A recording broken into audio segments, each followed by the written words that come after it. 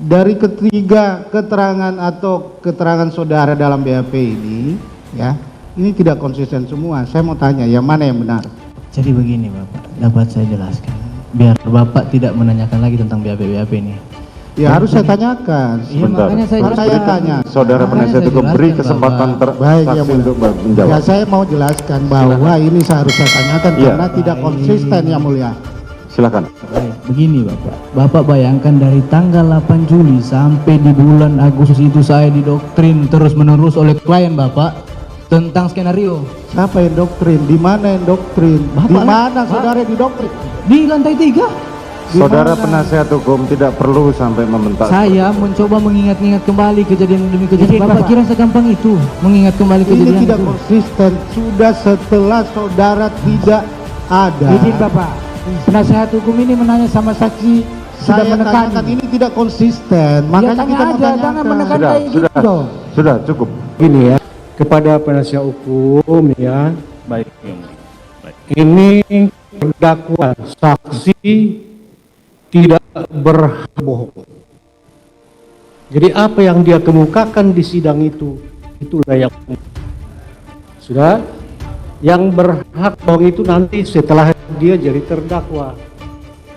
Di sini dia saksi. Nah, kalau ada pertanyaan selanjutnya, kalau sudah begini situasinya, silakan melalui Pak Hakim aja. Siapakah yang membongkar skenario licik Verdi Sambo?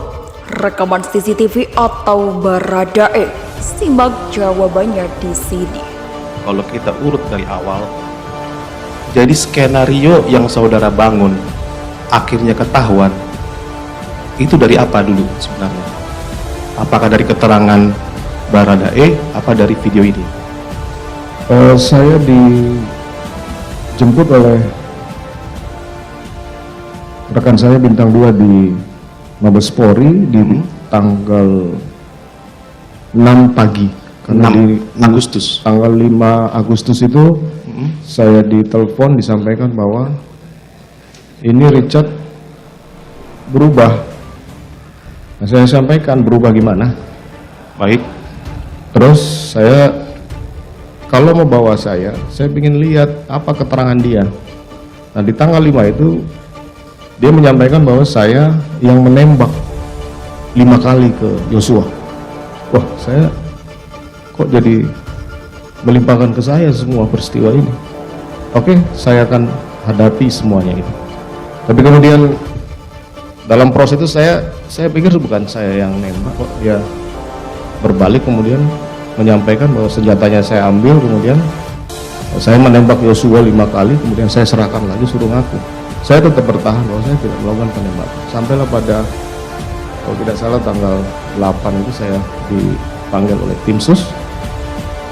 Nah, kemudian seluruh orang di situ akan dijadikan tersangka, termasuk istri saya menyerah waktu itu. Baik. Ya sudah. Oke. Saya akan menyampaikan semuanya. Yang penting istri saya jangan jadi tersangka karena dia tidak tahu apa-apa.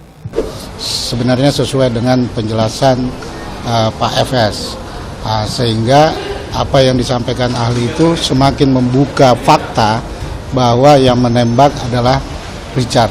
Tidak ada dari senjata lain atau Glock yang lain yang selama ini disampaikan. Ini kita lihat keterangan ahli terkait dengan CCTV cukup jelas ya. Apa yang rekaman-rekaman itu kita lihat cukup jelas. Tapi yang menarik di sini memang dari PH yang lain ya, kalau kita lihat dari PH PC maupun PH Sambo di sini terlihat sekali mau mendiskreditkan klien kami. Klien kami selalu konsisten dengan keterangannya, tidak ada perubahan dan apa adanya selaku justice collaborator. Apabila lantai 2, lantai 3 itu CCTV-nya terungkap, mungkin semua terlihat jelas di sana. Saya tetap yakin bahwa Baradae Eliezer inilah yang mengungkap peristiwa sehingga berkembang sampai saat ini. Dialah satu-satunya pelaku yang juga sekaligus memberikan kesaksian sehingga fakta-fakta yang pada waktu itu disamarkan, dikaburkan, itu bisa terungkap. Jadi kami tetap yakin bahwa Barada Eliezer ini adalah seseorang yang memang sangat pantas diberi perlindungan sebagai justice kolaborator. Sehingga ada dua kualifikasi yang dijelaskan oleh ahli. Pertama, bahwa untuk menetapkan seseorang sebagai justice kolaborator berdasarkan undang-undang dan berdasarkan peraturan Mahkamah Agung, itu disampaikan bahwa pada dasarnya penggunaan instrumen justice collaborator digunakan untuk bentuk-bentuk tindak pidana khusus yang sifatnya serius, dia sifatnya organized crime, dan pembunuhan tidak masuk dalam kualifikasi itu. Itu yang pertama. Kedua, bahwa dalam beberapa keterangannya ternyata ada beberapa keterangan Richard yang terbukti tidak sesuai dengan fakta yang sebenarnya, atau keterangannya ternyata bohong dalam persidangan. Artinya memang dengan dua kriteria tersebut, Richard tentu tidak memenuhi kriteria tersebut, karena secara faktual, apalagi kalau bicara soal kontribusi, Richard adalah pihak yang langsung menembak korban Joshua, walaupun kemudian ada peristiwa-peristiwa sebelumnya. Tetapi sekali lagi peristiwa itu tidak akan terjadi kalau Richard tidak ada melakukan tembakan, itu jelas. Pertama, kita tetap kepada keyakinan kami dan keputusan kami bahwa Richard Eliezer adalah layak disematkan status sebagai justice collaborator atau saksi pelaku. Karena satu, yang bersangkutan ini dari awal dialah yang pertama kali menyampaikan kepada penyidik gitu ya, kepada LPSK juga, bahwa itu bukan tembak-menembak, peristiwa itu adalah pembunuhan. Itu yang utama. Kalau Richard tidak bercerita, tidak menyampaikan keterangan tersebut, maka sampai detik ini kasus ini tidak akan terbuka, maka tidak ada penegakan hukum pidana di dalam kasus ini. Yang ada mungkin etik di internal Polri, ya, misalnya karena ada tembak-menembak dan sebagainya. Tetapi pembunuhan berencana pun akhirnya juga diungkap gitu ya oleh Richard Eliezer. Utamanya juga kemudian kasus ini tidak hanya kasus pembunuhan berencananya saja yang didakwa, tetapi juga obstruction of justice-nya yang ini menandakan bahwa memang Richard lah yang pertama kali membuka. Itu pertama. Yang kedua, jadi keterangan penting yang disampaikan oleh Richard inilah yang kemudian membuka kasus ini. Yang kedua, dia bukan pelaku utama karena dia memang diperintah. Terus ini saya berbicara soal syarat sebagai JC. Yang ketiga, ada potensi ancaman yang bisa saja diterima oleh Richard terkait kasus ini. Gitu. Jadi itu yang kami yakini gitu, bahwa yang bersangkutan Richard ini sesuai dengan persyaratan di dalam pasal 28 ayat 2 Undang-Undang Perlindungan Saksi dan Korban yang menyatakan bahwa JC itu bisa diberikan rekomendasi dan bisa dilindungi oleh LPSK berkenaan dengan syarat. Oke, bila merujuk dari kesaksian ahli kemarin yang dihadirkan jaksa pada sidang pembunuhan Yosua, ada indikasi peluang Eliezer bebas dari hukuman. Apa bisa?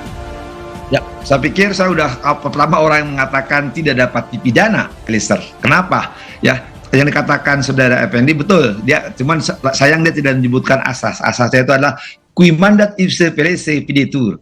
Orang yang memerintah, ya, sekali lagi memerintah, dia bertanggung jawab. Sedangkan yang diperintah merupakan alat. Jadi sekarang itu asasnya. Ada yang lebih penting lagi dari pasal 51 ajasa ada idamun dat qui ivet elispero nulla culpa es clui parere nisi it. Tidak dapat dipidana orang yang taat, tunduk, patuh melaksanakan perintah jabatan. Hari ini mendengar kesaksian saudara Ferdi Sambo mengatakan semua atas perintah saya perbuatan ini. Artinya dia diperintah, ya. Nah, yang perintah itulah yang harus bertanggung jawab. Nah, kenapa? Pertanyaannya sering menjimulkan, loh itu perintah itu perbuatan dilarang. Lahirnya pasal 51 itu karena perbuatan dilarang itu menyebabkan orang yang dilarang, orang yang melakukan karena disuruh tidak dapat dipidana. Jadi sekali lagi bahasa sederhana lagi deh, membunuh, ya, menganiaya dan sebagainya itu. Nah, udah terlepas apapun yang penting dia memerintah karena jabatannya, memerintah karena jabatannya menyebabkan ada orang lain yang melakukan, yaitu plegen, dun bukan dur ya, dun plegen dan ada plegen ya yang melakukan, maka yang melakukan tidak dapat dipidana karena disuruhannya. Nah di publik suka salah ya. Oh itu kan membunuh hal yang dilarang, ada Perkapolri. Mereka lupa. Di buku 1 itu ada alasan peringan, alasan perberat, dan alasan penghapus. Lahirnya pasal 51 itu karena untuk menghapus sebagai alasan pemaaf terhadap perbuatan yang dilarang.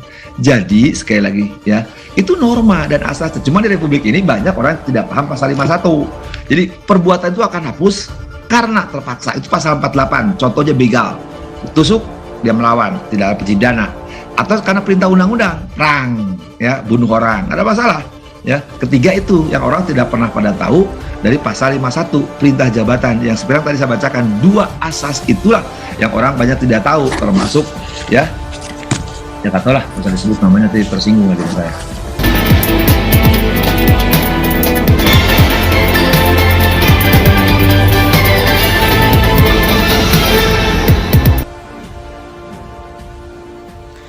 Ferdi Sambo sasar peluru di dada Brigadir J, bumerang bagi suami Putri Chandrawati dan ringankan kubu Baradae.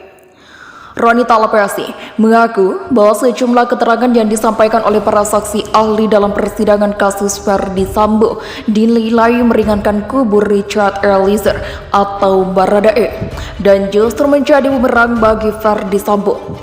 Salah satu yang menjadi sorotan pihak Baradae adalah soal pertanyaan kuasa hukum Ferdi Sambo mengenai peluru yang bersarang di dada Nofriansah Yosua Huta Barat. Pernyataan pihak Ferdi Sambo itu seolah ingin menyatakan bahwa Brigadir J tewas karena tembakan yang berasal dari Baradae, bukannya dari suami Putri Chandrawati. Padahal, jika dicocokkan dengan keterangan para terdakwa lainnya, pertanyaan tersebut justru berkesinambungan dengan dugaan bahwa Ferdi Sambo lah yang telah menghabisi nyawa ajudannya. Roni Talapesi mulanya merasa janggal ketika kuasa hukum Ferdi Sambo malah menanyakan soal peluru di dada Brigadir J. Padahal dalam jasad tubuh Brigadir J ditemukan sebanyak 7 peluru yang salah satunya berada di kepala. Yang menarik dari persidangan kemarin kan rekan kita dari pengacara FS ini kan menanyakan tembakan mematikan itu di mana? Di dada atau di kepala? Tanya Roni Talapesi. Saya lihat kok malah dia ngejar yang dada, tapi pertanyaan buat kita kan kenapa dia tidak kejar yang kepala? Sambungnya. Dari keterangan yang sementara berhasil dihimpun, peluru yang ada di dada Brigadir J memang hasil dari tembakan Baradae. Sementara para ahli belum bisa memastikan peluru yang ada di kepala Brigadir J berasal dari senjata milik siapa karena serpihannya yang begitu kecil. Tetapi kenapa nggak sebut saja sekalian yang kepala dari Richard Eliezer juga? Ucap Roni Talapesi. Jika ditelisik sejak awal mulai kasus pembunuhan Brigadir J muncul, Ferdi Sambo sebenarnya teguh dengan pendiriannya yang mengatakan bahwa ia sama sekali tak menembak Brigadir J. Sehingga kemudian menimbulkan tanda tanya publik, apakah sebenarnya Ferdi Sambo memang ikut menembak? Bahkan tembakannya yang sebenarnya membuat nyawa ajudannya itu melayang. Roni Talapesi pun kemudian menyambut pertanyaan pihak Ferdi Sambo tersebut. Kita tanyakan kepada ahli kan, yang seketika mati itu yang mana? Antara kepala atau dada? Kepala, itu dijawab oleh ahli, jelasnya. Di sisi lain, Roni Talapesi kemudian menilik kembali keterangan yang telah disampaikan oleh para terdakwa ketika bersaksi di persidangan. Terkait penembakan di Duren 3, klien saya sampaikan bahwa Ferdi Sambo maju ikut menembak, sebut Roni Talapesi. Ricky Rizal juga sampaikan Ferdi Sambo ikut maju menembak. Kuat Ma'ruf sampaikan ikut maju menembak. Lanjutnya, dari keterangan para terdakwa yang menyaksikan eksekusi Brigadir J, Roni Talapesi menilai posisi Baradae tak tepat jika kliennya itulah yang disebut melakukan penembakan ke arah kepala Brigadir J. Klien saya menembak, kemudian klien saya geser, Ferdi Sambo itu maju. Jadi logika sederhananya gini, ini kan almarhum di situ. Untuk menembak kepala kan gak mungkin klien saya gini loh, menerangkan penembakan ke arah bawah, ngeker gini loh, ngeker kepala gini, gak mungkin, cecar Roni Talapesi. Roni Talapesi pun kemudian menduga kuat bahwa sebenarnya kubu Verdi Sambo hanya ingin menutupi fakta dan mengkambingkan hitamkan Baradae dalam kasus tersebut.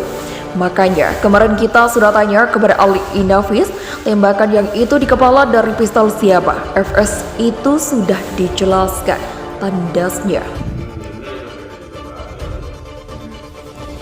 Terdakwa Verdi Sambo akhirnya mengungkapkan kronologi awal mula terbongkarnya skenario tentang pembunuhan Brigadir Yosua pada tanggal 8 Juli silam. Hal ini diungkapkan Verdi Sambo saat menjadi saksi mahkota untuk terdakwa Cuk Putranto dan Baikuni Wibowo di Pengadilan Negeri Jakarta Selatan pada Kamis dalam kasus obstruction of justice tewasnya Brigadir Yosua di rumah dinas Duren 3. Awalnya pengacara Cuk Putranto bertanya tentang skenario tewasnya Yosua itu terbongkar akibat rekaman CCTV di Duren 3 atau keterangan dari Barada Richard Eliezer. Saudara tonton video itu 8 Agustus. Jadi skenario yang saudara bangun akhirnya ketahuan itu dari apa dulu? Apakah dari keterangan Baradae atau video ini? Tanya kuasa hukum Cuk Putranto. Verdi Sambo menjawab bahwa ia dijemput oleh rekannya seorang jenderal bintang 2 di Mabes Polri pada tanggal 6 Agustus pagi. Sehari sebelumnya, Verdi Sambo mendapatkan telepon bahwa Barada Richard Eliezer mendadak berubah. Saya dijemput oleh rekan saya bintang 2 di Mabes Polri di tanggal 6 Agustus pagi. Tanggal 5 Agustus saya ditelepon ini Richard berubah. Saya sampaikan, berubah gimana? Jawab Verdi Sambo. Pada saat itu Verdi Sambo mengaku dituduh oleh Richard Eliezer bahwa ia menembak Yosua sebanyak 5 kali. Saya bilang kalau mau bawa saya pengen lihat apa keterangan dia. Di tanggal 5 itu dia sampaikan bahwa saya yang tembak 5 kali ke Yosua.